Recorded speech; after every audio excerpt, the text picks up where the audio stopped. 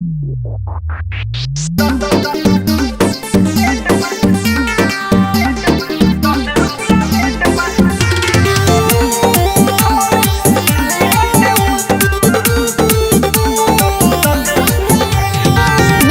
By Sandeep Singh.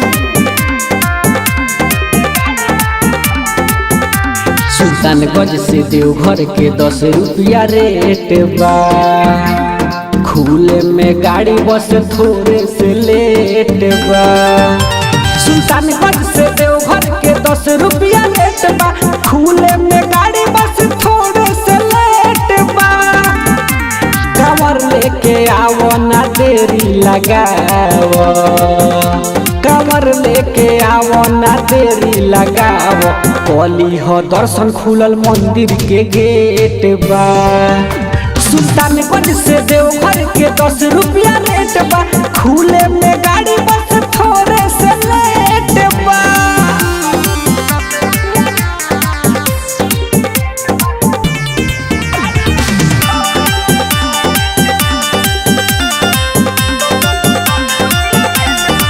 Deoghar घुमा दे, दर्शन करा दे, जवन कहबू तवन तुके दिला दे।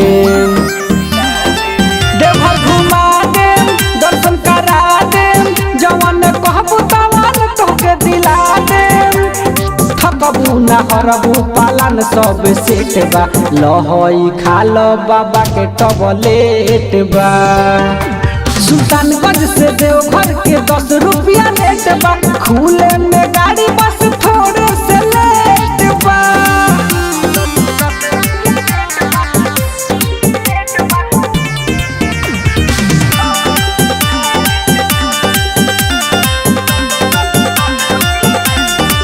पहला सोमवारी होई, भीड़ बड़ी भारी होई। 4 बजे भोर से सूरजल ढारी होई। पहला सोमवारी होई, भीड़ बड़ी भारी होई। 4 बजे भोर से सूरजल ढारी होई। अक्षय पटेल बजाओ फुल नेट बा। राइटर अजीत करत के करा से भेंट बा। सुल्तानगंज से देवघर के 10 रुपया रेट बा। खुले में गाड़ी बस थोड़े से लेट बा।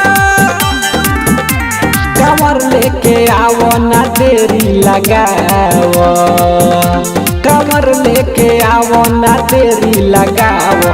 कली हो दर्शन खुलल मंदिर के गेट बा। सुल्तानगंज से देवघर के 10 रुपया रेट बा। खुले में गाड़ी बस थोड़े से लेट बा। Mix by Chandan Pandey.